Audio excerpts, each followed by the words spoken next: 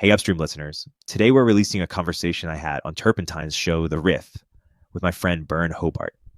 We discussed the benefits Elon Musk gains from having so many companies, the chaotic nature of Doge's work, Chinese AI development updates, and more. Please enjoy the conversation.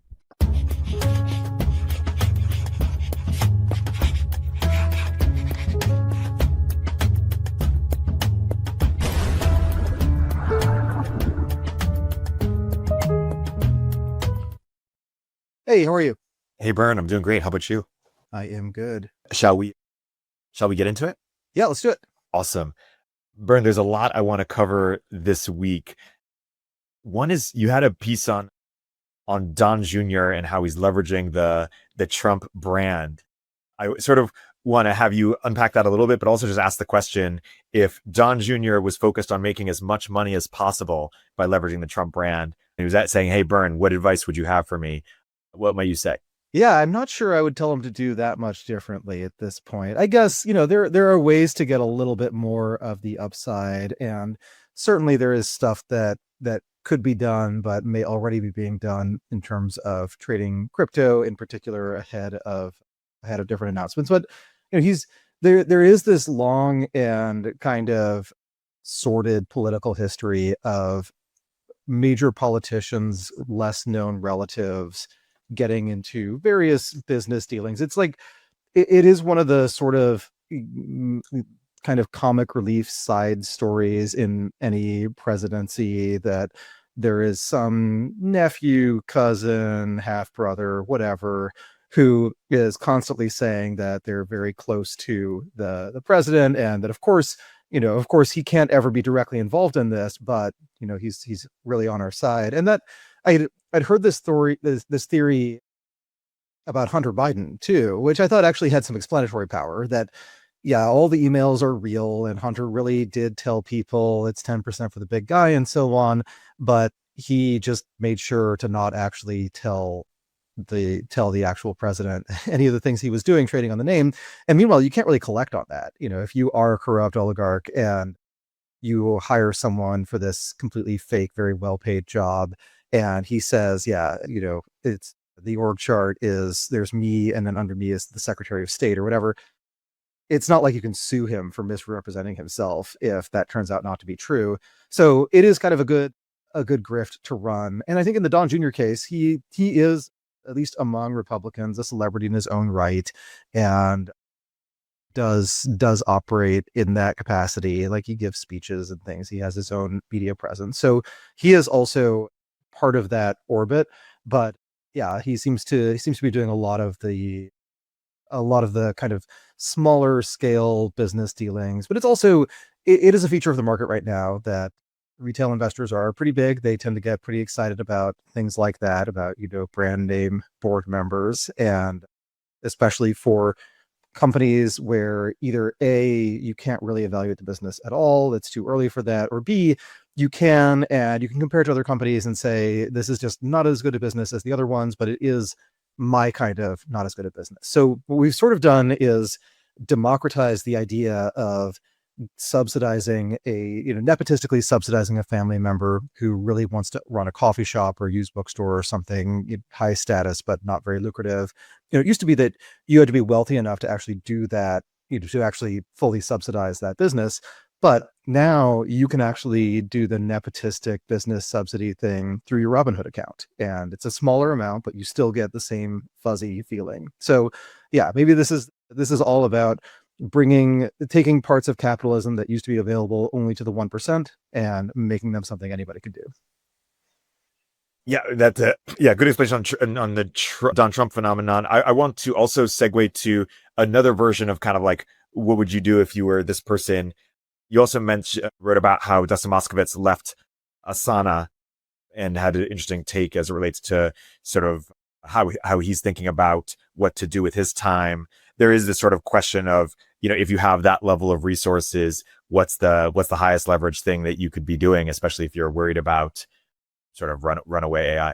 Yeah, and I think that is basically the story. So it's part of what I was writing about is just anytime you have a founder-led company and investors like the founder, and the founder clearly has high conviction in the business, it is very troubling if that founder steps down.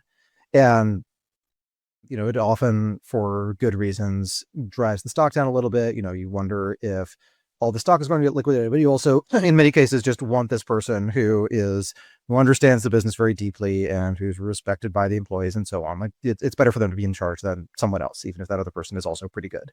But I do think in this case, if there is a strong explanation for why that person would want to leave, it's a weaker signal, because sometimes people do just leave because they can see the business is actually not going to go all that well in the future, and so that's what keeps them unexcited. But in other cases, yeah, there are other higher value uses of time, and usually those uses of time are just either giving away lots of money generally or just spending more time with your possessions.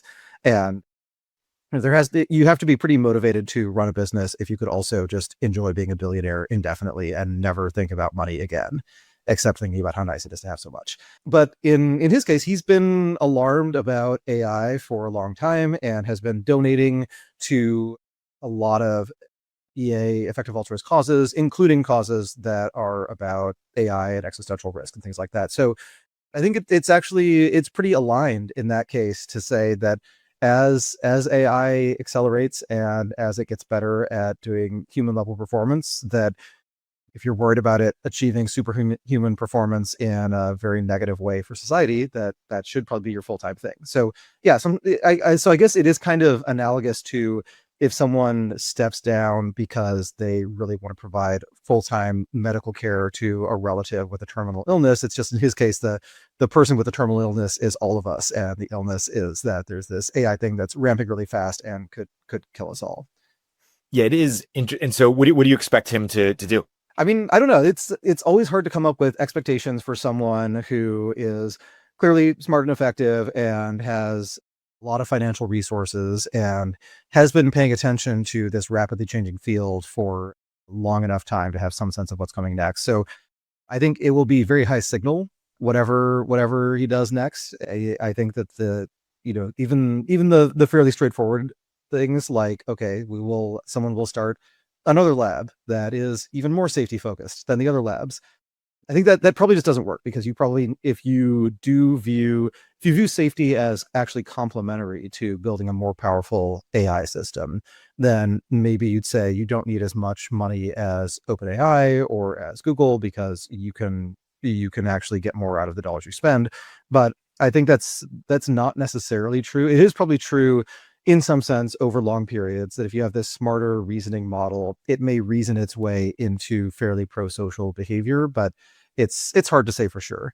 Anyway, so I really don't know, but I think it'd be very interesting to see, if someone does have this fortune and they now have time to devote to these kinds of causes, what is it that they see as the highest leverage thing to do? But yeah, no idea what that would be.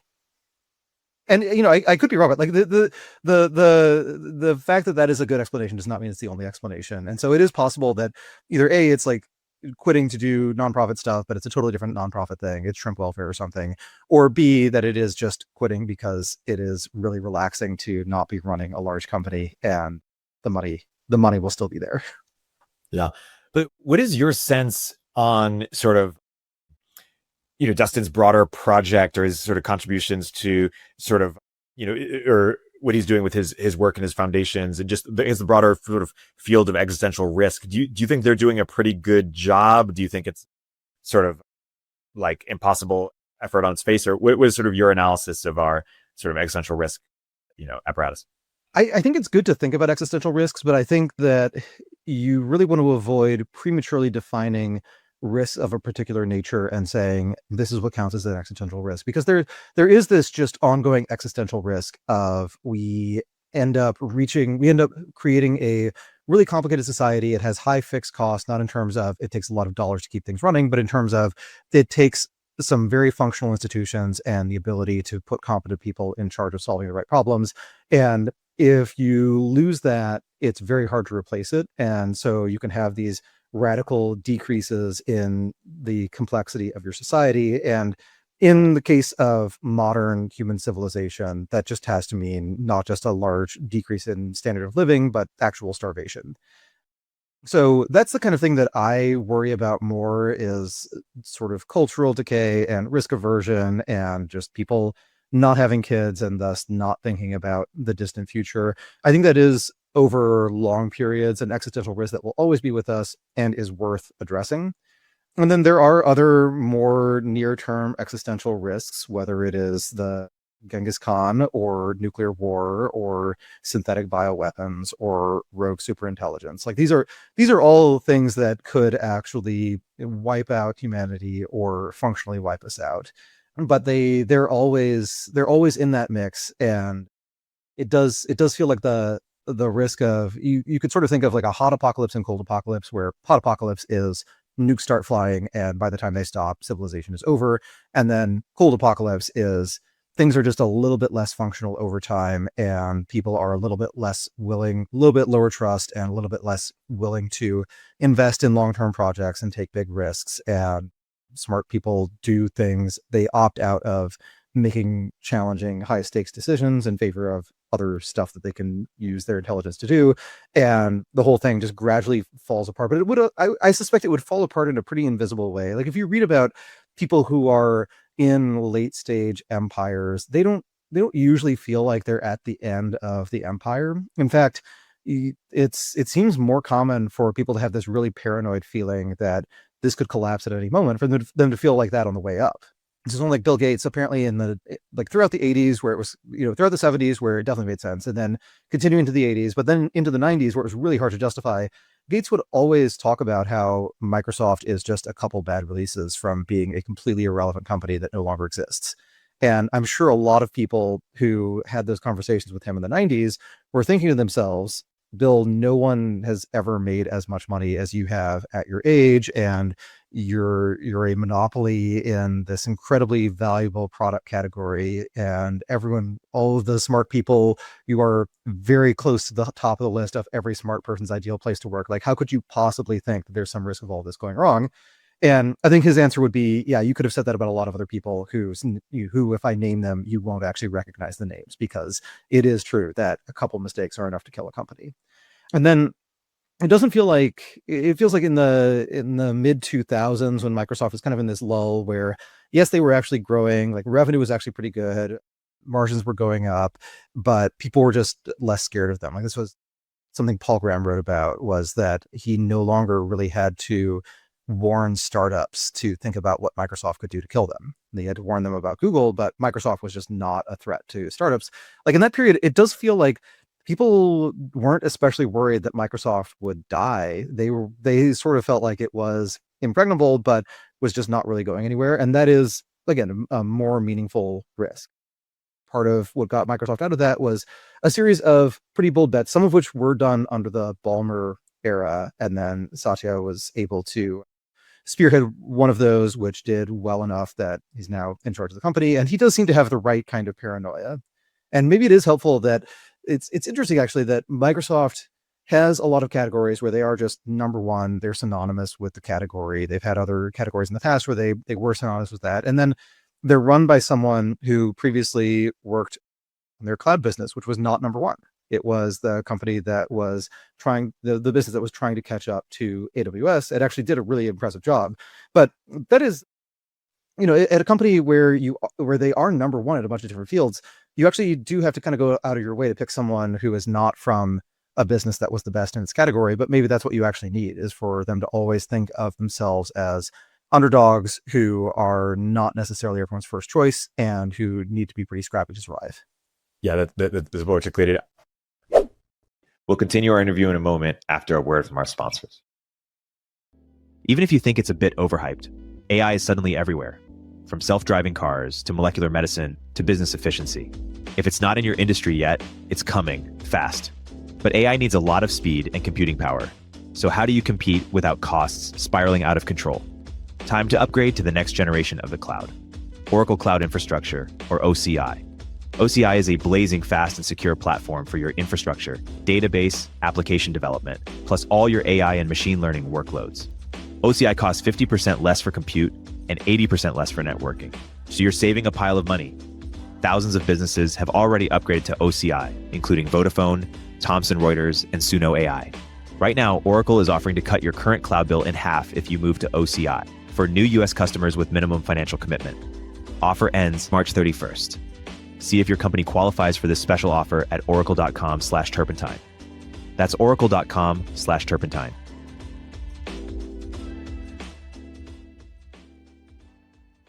Every time I hop on the 101 freeway in SF, I look up at the various tech billboards and think, damn, turpentine should definitely be up there. And I bet I'm not alone. In a world of endless scrolling and ad blockers, sometimes the most powerful way to reach people is in the real world. That's where Adquick comes in. The easiest way to book out-of-home ads, like billboards, vehicle wraps, and airport displays. The same way you would order an Uber. Started by Instacart alums, Adquick was born from their own personal struggles to book and measure ad success. Adquick's audience targeting, campaign management, and analytics bring the precision and efficiency of digital to the real world. Ready to get your brand the attention it deserves? Visit adquick.com today to start reaching your customers in the real world. Again, that's adquick.com.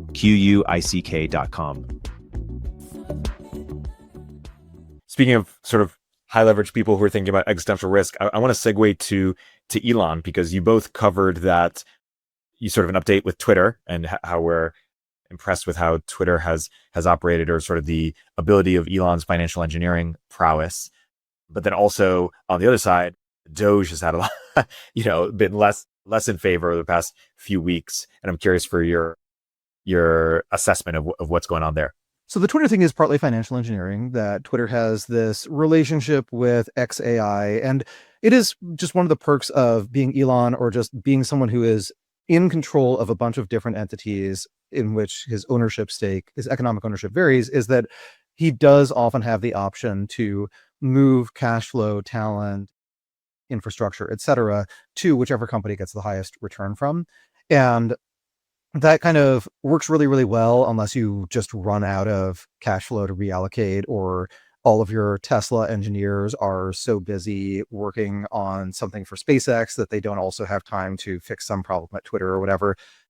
But he was able to technically get Twitter's equity value, or Twitter's enterprise value, back up to where it was when he bought it. But it's a very different entity right now. And it does feel like some of the capitalized value of Twitter circa 2022, when he did raise external capital, including on the equity side, some of that was people who wanted to do him a favor, who figured it was much better to buy something that Elon is buying that makes him feel really good about himself at 150 cents on the dollar, than to keep that money and not invest it somewhere else. So basically a fee to get on Elon's good side. And then now it feels like there's a kind of different math behind being on his good side, which is that Twitter remains a really important place for ideas to rapidly disseminate. It is where the discussion happens when there's a breaking news story that doesn't seem likely to change, even though they have had some attrition and lost some of their contributors.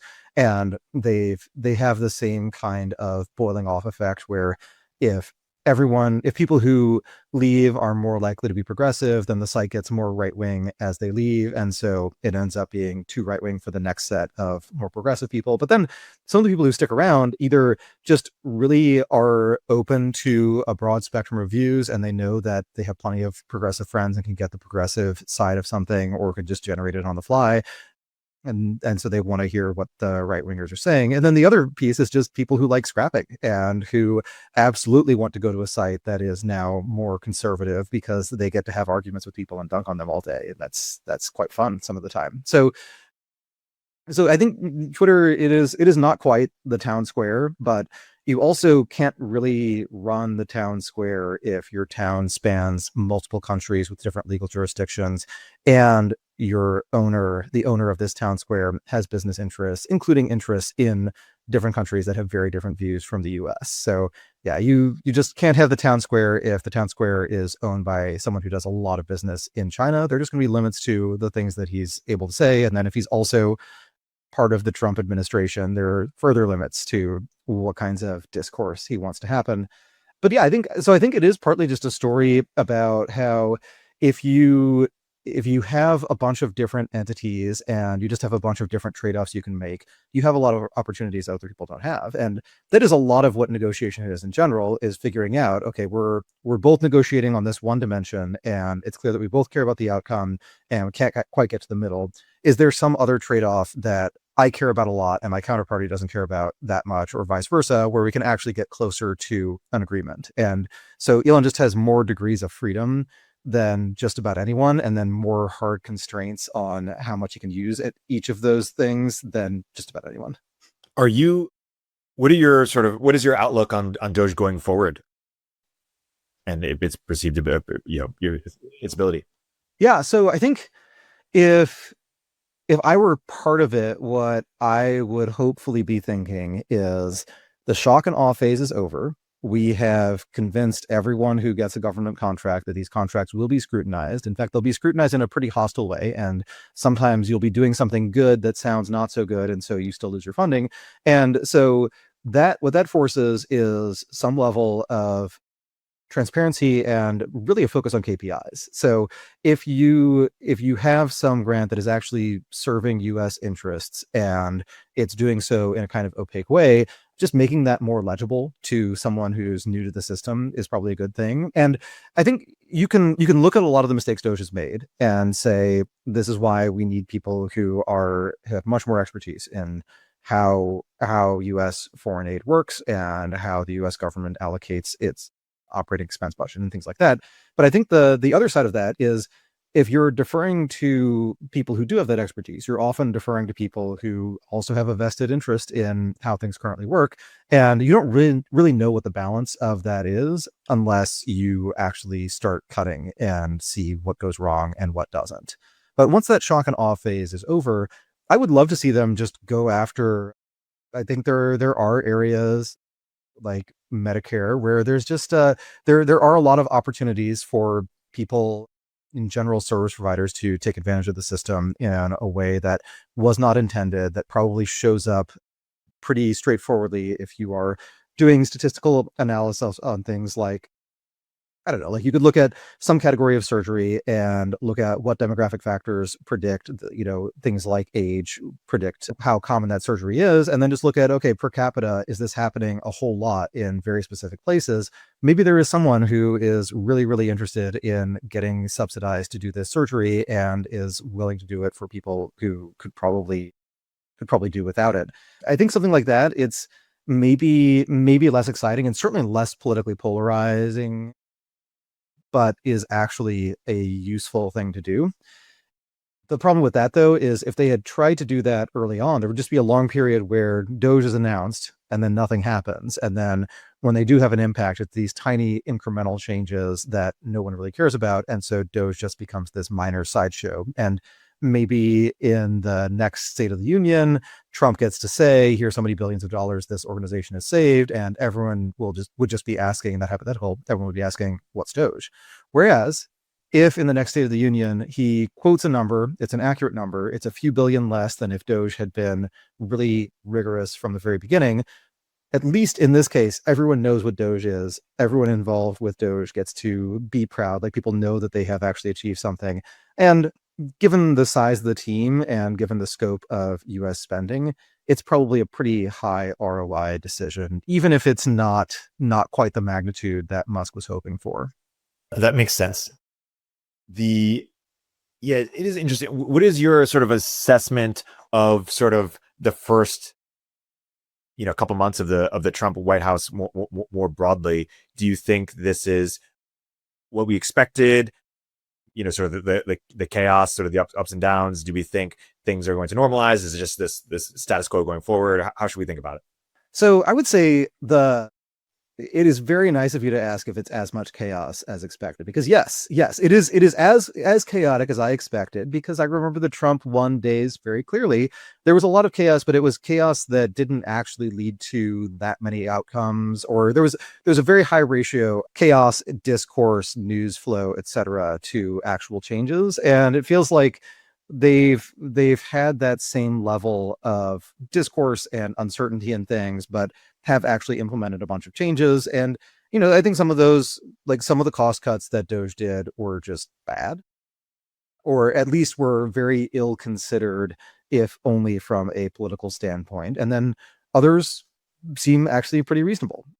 And it also, like the US government, from what I understand, in many cases, there are pretty generous work from home policies, but their real estate footprint has not dropped that much. So that is the kind of realignment where I think a lot of companies in the private sector would have very quickly adjusted their spending to make sure they're spending for offices that actually have people in them. And there's less of an incentive to do that within the federal government, but it's probably helpful to do that kind of downsizing.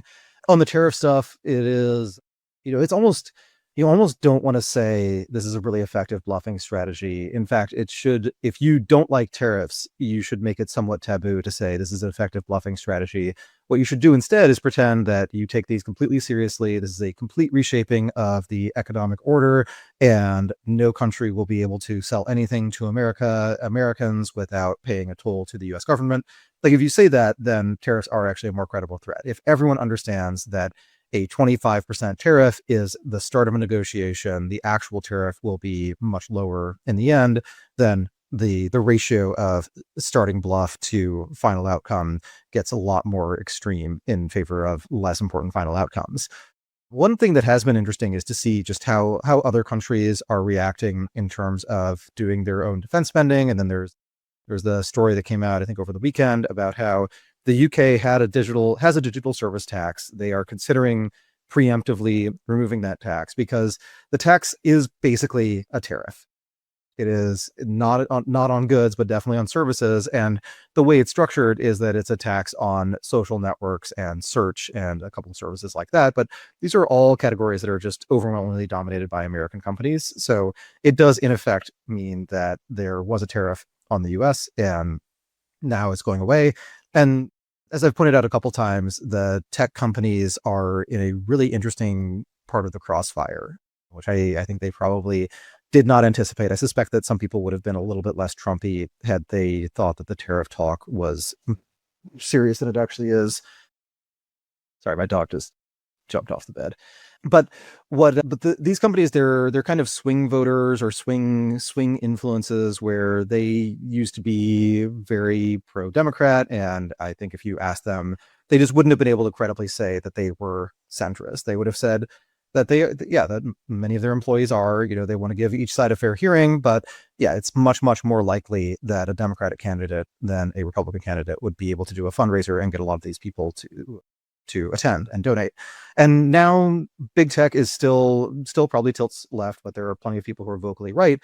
And that means that if you are running trade policy in some country and the US is threatening that country with tariffs, one of the things you think about is who are some swing voters who we can really punish this politician through. And if everyone in tech who supported Trump associates Trump with lots of bad things that happen to American tech companies, then it's probably much harder for Vance to raise money from these people in 4 years. So yeah, it is a form of trade policy that is very heavily informed by US domestic political considerations, but that's just how the world works. But like, it is, I think from a big tech perspective, if the UK decides to preemptively be nicer to big American tech companies, then that's actually enough of a tariff victory that they feel good about it. And I presume Trump feels really good about the idea that he didn't even have to directly threaten a tariff to get this. So maybe that does end up leading to an outcome where there are probably going to be slightly more barriers for trade, but it's still a recognizable economic order. And then another thing is that if the US is protecting global seaborne trade routes by shooting rockets at people who try to attack ships, that is economically equivalent to a lower tariff. It's eliminating deadweight loss instead of eliminating a tax, but it still does reduce the cost of trade.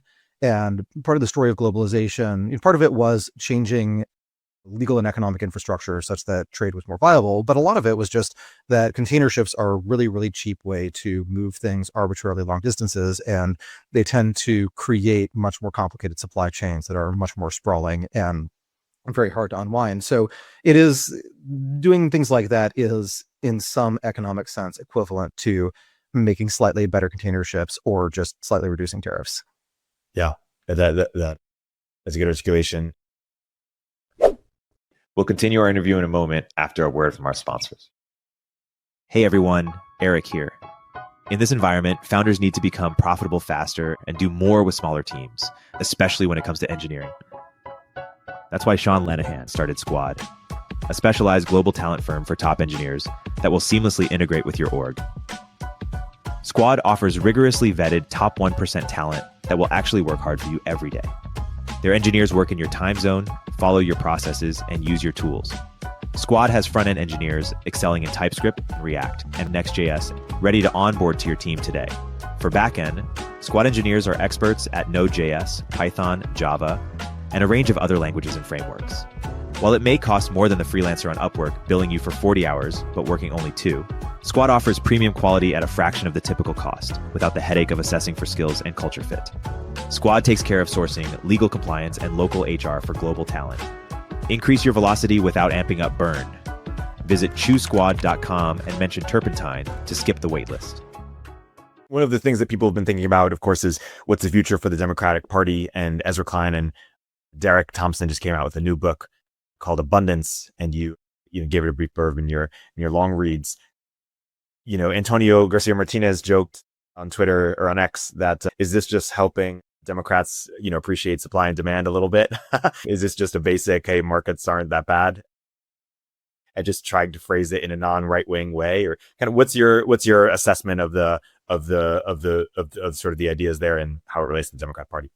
No, I like it a lot. I think that Abundance, it maybe has ended up, you could definitely tell a conservative story about abundance, but it's already kind of the conservative bet, which is basically on economics. The traditional conservative thing has been that if we aim for more economic efficiency in the econ sense, that we'll all be much better off, and that actually solves a lot of the problems that redistribution is supposed to solve. That basically if you have a sufficiently rich society, it is very cheap to keep people out of abject poverty, and there are just a lot of job opportunities for people, so you don't have to have as many transfer payments to deal with that. And that is always one of those situational things, and there can definitely be times where for a particular voter, it is just way better for them to have more transfer payments coming in rather than for GDP growth to be 0.5% higher next year.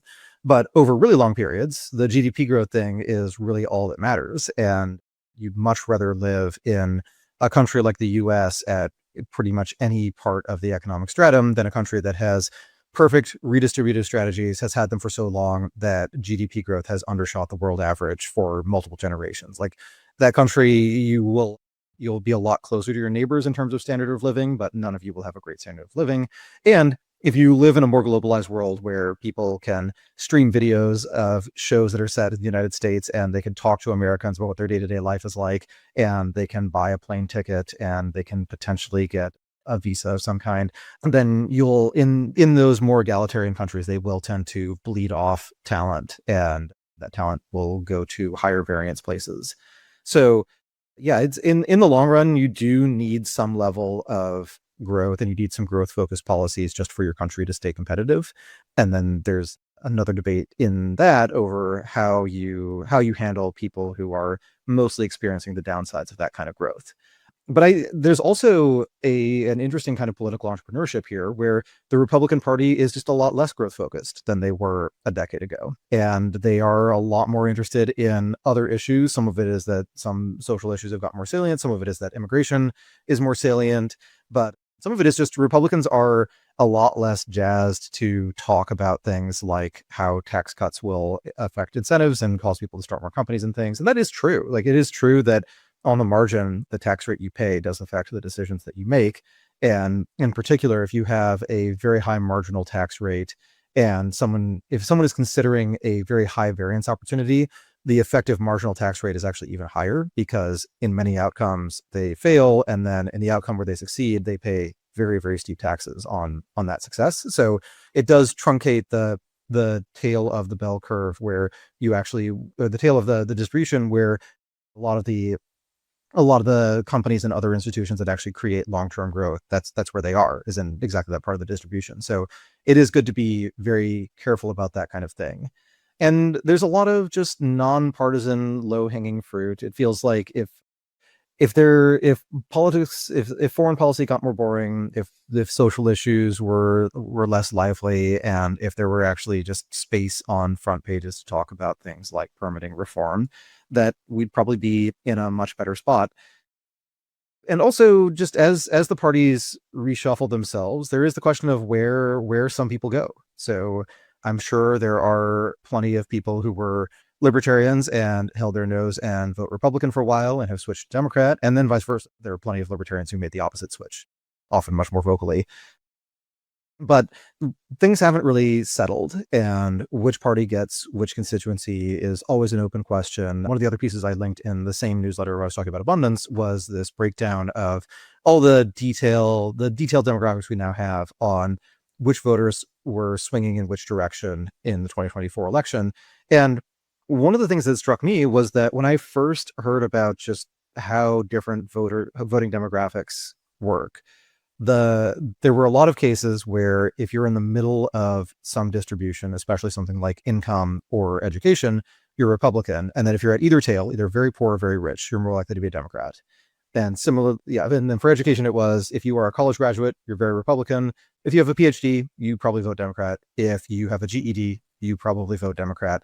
And now neither of those are really true. That the Republican Party does skew more towards lower educated voters, and the Democrats and they also skew more towards lower income voters. So it is just a different coalition than it was when Mitt Romney was running. And so there are a lot of people who they registered when there was one set of assumptions about not just what do Republicans believe, but who is a typical Republican. And now they feel a little bit more isolated. But when you think about something like that, it is also important to realize that we're not talking about something where 80% of the people who earn more than $200K a year vote Democrat, and 80% of the people earning less than $30K a year vote Republican, or whatever the ranges would be. Like there's still a lot of political diversity within those cohorts, and so plenty of people, they may not, plenty of high income people or well educated people, they may not know it, but they do have Republican friends. So it's not as if there's this totally income and class based distinction, but it is different from what it used to be. Yeah, it's really interesting. It seems like whatever's going to be popular is just going to be whatever Donald Trump hates or doesn't want, because of the sort of the negative polarization. And so the more that he is sort of anti-free market or anti-trade or anti-immigration, the more that Democrats, will be in favor of that. Well, I think for, in particular for abundance, I think there's some level of opportunism in that now is a really, really good time to tell Democrats that free markets are a good idea, because you can actually run as the free market person. And America, the term free market probably pulls reasonably well among Americans. I'm not 100% sure on that, but I'm sure there are plenty of terms that indicate that, and that are things that a politician wants to say a whole lot. So I don't think there's that much. I don't think much of this is driven by people just saying, I'm going to be inverse Trump in every respect. But I think definitely you want to highlight that message at a time when it's also very politically viable. That makes sense. Speaking of sort of Republicans and the economy, there's been concern of the last few weeks about, are we going to enter a recession? You wrote a great capital gains piece about sort of the different ways that economy could fall into recession. Why don't you sort of unpack that a bit? Yeah. So a lot of what I was thinking about in that piece was that when you look at older recessions, the further back in history you go, just the less comparable things are. And financial crises can happen in many different environments, but they are just a much worse thing to happen in a more financialized economy. And so they do become in many ways a bigger factor when just there are a lot more borrowers, a lot more lenders, and a lot more interconnections within the system. But also, yeah, recessions, sometimes they are just kind of a more random outcome. Economies don't grow forever, and there are feedback loops where if there's a growth shortfall in some sector for whatever reason, that can ripple out into other ones. And in some ways, I think you can worry a little bit less about recessions than you used to have to worry about them, because the rates are not zero. And while inflation is not running, it hasn't been completely conquered, it's not nearly as salient as it was a while ago. And I think one of the indicators of that is actually that people are specifically talking about the price of eggs, because eggs have been idiosyncratically very expensive recently. And if inflation were a broader problem, there would just be more product categories that we would talk about than just eggs. So in some ways, there is more room for the government to react, but you can have a recession that stems in part from businesses just being really uncertain about whether or not the capital investments they make right now are worth it. And I think that's one of the negative outcomes from tariffs, is that over a long period, there would be adjustments. There'd be more factories in the US building goods that were previously built outside of the US and shipped here. And so labor costs would be probably mostly higher in the US, but your transportation costs are lower. And depending on the overall mix of what moves here, what doesn't, you maybe end up with a similar or only slightly higher cost structure. And you're also stimulating demand if you have more of those goods built by American factory workers who are going to spend most of their income. So you can have that kind of adjustment. Things can end up being kind of close to normal. And yes, we pay higher prices, but we've secured important parts of our supply chain, and that's just a worthy price to pay. But you can also have a case where the cost of importing goods is higher because of tariffs. Companies are considering relocating, but they also ask themselves, well, if these tariffs cause a recession, and the recession means that Republicans are unelectable in 2028, and the first thing a Democrat does when they're in office is eliminate all of these tariffs, then I just have this big factory in a place with more expensive labor, and I will really wish that I'd kept it in Malaysia or Vietnam or Mexico or wherever. So that kind of uncertainty can mean that the inflationary impact of tariffs isn't very self-correcting.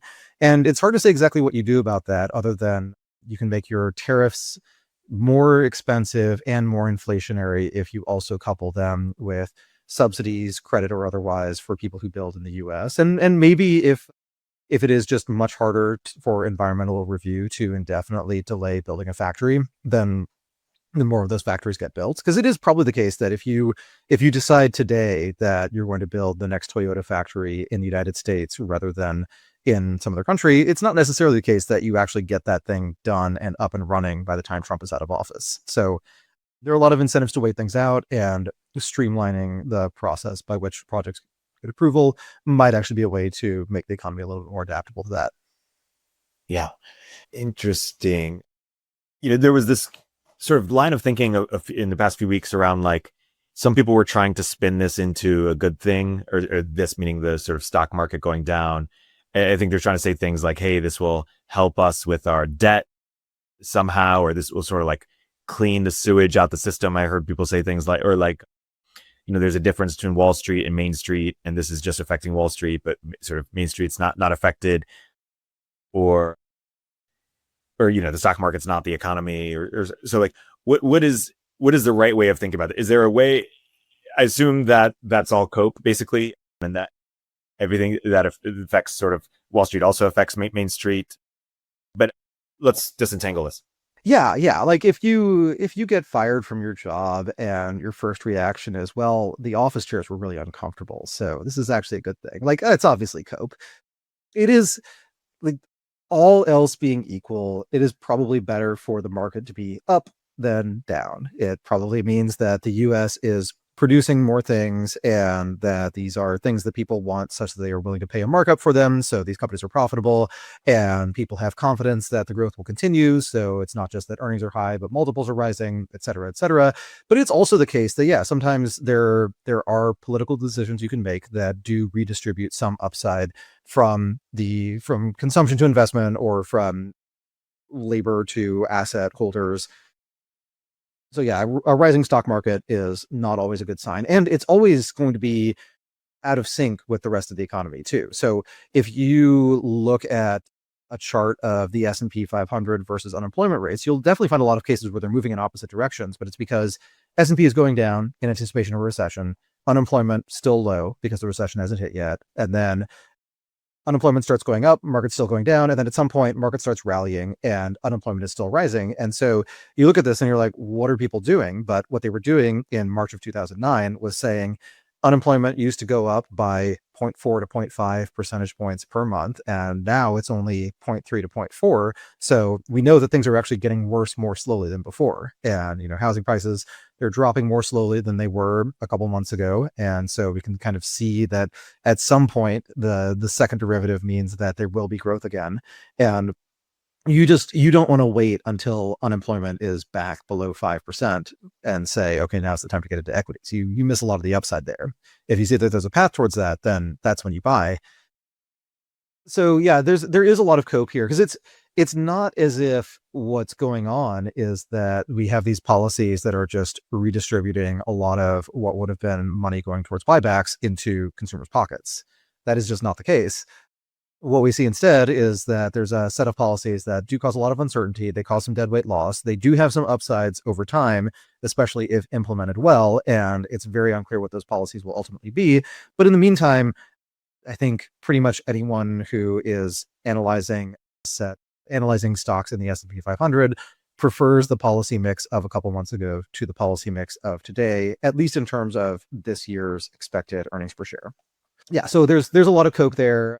Yeah, you really don't want to hear people in a policy making capacity working for the US government saying, well, the upside is we'll be able to refinance our debt really cheaply, because the lower, rates go to zero when there's a depression. So yes, it's true that you can refinance your debt really cheaply, but it's also true that it's not as if that's going to be the main thing people are talking about. Like the headlines in September of 2008 were not Treasury, interest as a percentage of total federal spending likely to drop over the next several years. That's not what people were really fixated on. In fact, when that happens, what the government does, which is a reasonable thing to do in a variety, but not every economic model, and it's the one that I relatively subscribe to, the reasonable thing to do is, okay, money is free. We can borrow a lot of it. Let's borrow a lot of it and let's spend it very quickly. We're basically taking, if you think of the marginal treasury bond buyer as someone who is saving rather than spending, you want to take the money that they put into treasuries and turn that into spending rather than saving. So you're recycling that money towards people who are lower income, have a higher marginal propensity to spend. And all of this stuff, the redistribution just happens as a matter of policy, and it is kind of a social norm that no one wants a strictly fair set of outcomes for every situation. But it is also true that if we're thinking about those issues of redistribution versus growth and the trade-off between the two, it's just a whole lot better to be thinking about those at a time when the economy is going reasonably well and it could be going a little bit better, versus at a time where you just don't know which critical institution will fail next, and you don't know which major industry in the US is going to be going through the bankruptcy courts.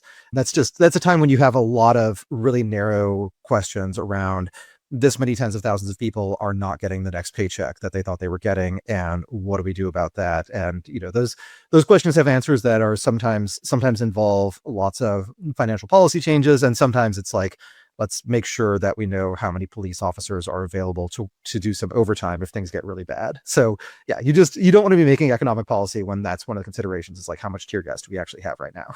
And we're not anywhere near there. And there are a lot of economic missteps that can be made that switch growth from high growth to less high growth. And even if there is a recession, the recession is partly the economy calling Trump's bluff on how high a tariff should be. And I don't know exactly what Trump would do in a situation like that, but it's entirely possible that he would find some way to gracefully save face. And this is actually a case where the rest of the world would really, really, really want to tell Trump that he won and that he got everything he wanted, and that they surrender, etc., because the rest of the world needs US demand during a global recession. The US is a large enough share of global GDP that a recession in the US is probably a global recession, unless China deliberately intervenes in order to cause growth, which has its own set of problems. So what you'd probably see in that case is that Trump would be getting a lot of credit from world leaders, which very few really informed observers would think was all that credible. But in the end, it would be, they would be telling Trump, you got it right. We were exploiting you in terms of global trade. Now, please lower these tariffs somewhat and start spending more money so that the world economy can grow again. Yeah. Is it your view, in a world where we spend less on Ukraine and Europe spends more, and in general kind of like reindustrializes a little bit, is that not in the US foreign policy interest to have Europe sort of reinvesting in their own sort of capabilities there? What are your thoughts? An empire is an asset. It's also a liability. And sometimes the balance between those two can slightly shift such that you suddenly want to be way less of an empire. And I think the US view for a while was there is no other country that can credibly defend the free world. And so the US has to do it. And there are advantages to ultimately calling the shots on all matters military in the US sphere of influence. And then at other times, yeah, that's just there's less upside to that. And the countries in Europe are able to take care of themselves. Some of them do actually spend more heavily on the military, but most of them don't. And it kind of shows.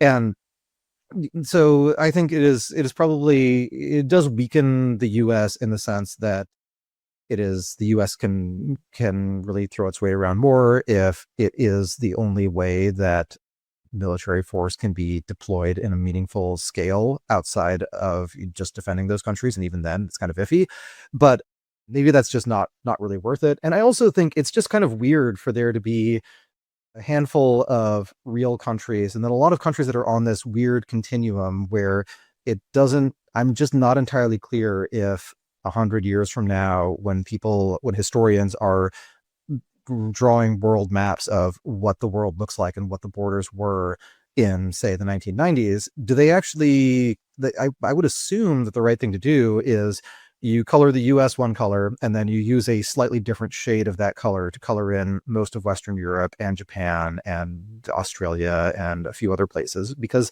they don't really have the scale to make a lot of independent foreign policy decisions. Like a lot of their foreign policy is implicitly through the US and within the bounds that the US sets. But I'm not sure that America actually is all that good at that. And it's certainly not something like, I don't think America thinks of itself as being this imperial core with a bunch of vassal states of varying degrees of independence under it. So I think if you have an empire that's run by a country that doesn't think of itself as running an empire, then that's probably going to lead to some dumb mistakes. So if nothing else, it just aligns perception with reality by shifting reality more towards, yes, Germany is a real country. It has a military, not just a flag, but a military too. And in the event that Germany's interests are best served through the use of force, their first decision, they will call the US president to tell him what they're going to do and not call the US president and ask him what he's going to do. Yeah. And okay, so that's Europe. And by the way, you probably saw the JD Vance group chats that just leaked. It was very funny where they basically let the editor of The Atlantic in by mistake. It was pretty wild.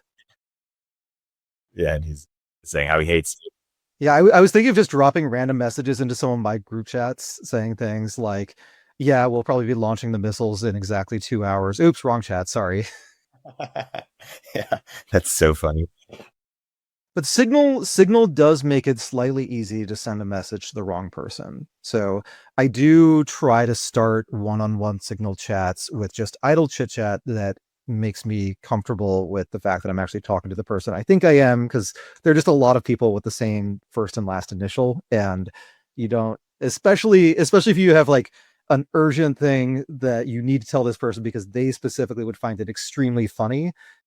That is often the case where you really want to make sure you have the right person first. Yeah, it is. That's like a journalist's dream. You just get accidentally added to the most powerful group chat in the world. It's hilarious. We just spoke about Europe. How about China, and particularly as it relates to AI policy? The Sam Altman interview with Ben Thompson, Stratechery, he kind of hinted that OpenAI might be doing a bit more open sourcing. We're going back to its roots in some ways. And so maybe, seeing that because China was able to sort of, create DeepSeek, it seems like there's less of a desire to not be open source at the moment. I'm curious what you think about that debate, or also just the export controls, or what's your view basically on sort of the, merits and trade-offs of, China AI policy options? Yeah, so I think if you hold the models constant, the questions are, the advantages you could have are 1, distribution, 2, you have access to the best hardware, and 3, you're applying these models to data that you can actually use to make decisions you really care about. And China is obviously pretty far behind on the hardware question. They do seem to be not necessarily catching up, but getting closer, and I think that is an important thing to watch. It's been historically quite a struggle for China to turn dollars of semiconductor industry subsidies into working chips that are close to what TSMC can do. But they've been getting closer on that front. And then there are still apparently many ways for them to get access to some Western hardware. So they're still able to do some of that. But then on the distribution side, there was a story, I think, in Rest of World recently about how many different Chinese companies and government entities are trying to use DeepSeek's models everywhere they can. And I found that just because it is one of the obstacles to AI having a big economic impact is that people need to actually decide to use it, and they need to rethink a lot of different workflows based on the fact that they have these tools. Like, there are just a lot of things where if you thought about doing something and you thought to yourself, well, this might be worth doing, I would have to comprehensively analyze 10,000 pages of PDFs in order to decide if it was actually worth taking the next step. And that upfront cost is so high that I'm just not going to bother. Well, analyzing large amounts of unstructured text and pulling out specific insights is something LLMs are quite good at. So it does expand the scope of things you can do, but if you're not thinking about it from that perspective, then you may not adopt it, because the things it can do are things you weren't going to do, and you don't realize that you weren't going to do them because you didn't have the technical capabilities that you now have available. So the distribution side is interesting, and then the data side, the Chinese government collects a lot of data, and they have a lot of questions that other governments don't have about what people are saying and who they're associating with and some of the things that they might do, etc. So there is a lot of room for China to be just a more effective authoritarian country with access to even models at the current status. And I think one possibility is just they get the models good enough that dissent is not really an option. CCP is pretty sure that it will be able to celebrate its 100-year anniversary of winning the Chinese Civil War in style. And at that point, it becomes less urgent for them to compete. So that is one possibility. And beyond that, it does seem like there's this brief window where the last generation or two of hardware is still good enough, and if you are constrained on that, and you also have just a really cracked team of people who love doing low level optimizations, that you can make up for some of that lack of hardware access. But then the problem that you run into after that is, okay, you've identified this set of low level optimizations, you can get X% more out of a given chip. You've probably given a lot of your American peers some ideas for what to do with their much larger supply of now much faster chips. So I could see, like, if in general, if you open source models, hardware access becomes a more important competitive factor, because that's the difference. If everyone's running the same model, it's just who's running it faster and who needs fewer watts. So at that point, it actually becomes in the US interest to have really good open source models.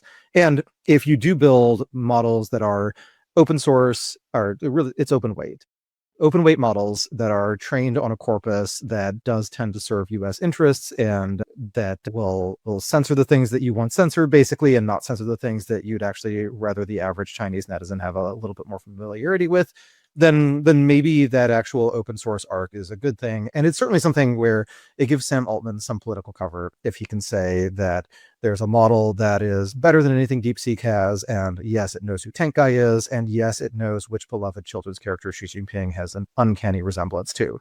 So this model will be running on every smartphone. Smartphones tend to move across borders pretty frequently, and therefore this is actually US soft power being projected into China. And then that thesis actually runs into the problem of, okay, if China just wants to get models, widely deployed models that are good enough for keeping an authoritarian state in power, well, if there are better models out there, does that mean that the state is actually getting weaker unless it continues to try to keep up and continue to advance the state of the art?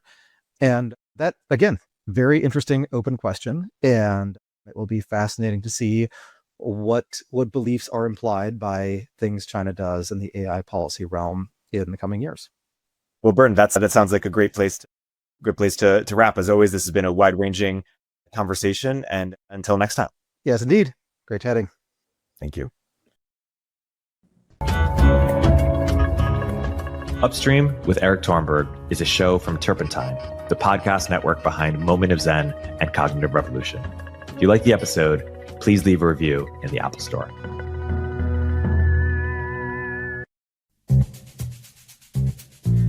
Hey everyone, Erik here. At Turpentine, we're building the first media outlet for tech people by tech people. We're the network behind the show you're listening to right now. We have a slate of hit shows across a range of topics and industries, from our AI and investing cluster of podcasts to shows that drive the conversation in tech with the most interesting thinkers, founders, investors, and influencers, like Econ 102 with Noah Smith. We're launching new shows every week, and we're looking for industry-leading sponsors. If you think that might be you and your company, email me at erikaturpentine.co. That's ERIK at turpentine.co, and let's partner together.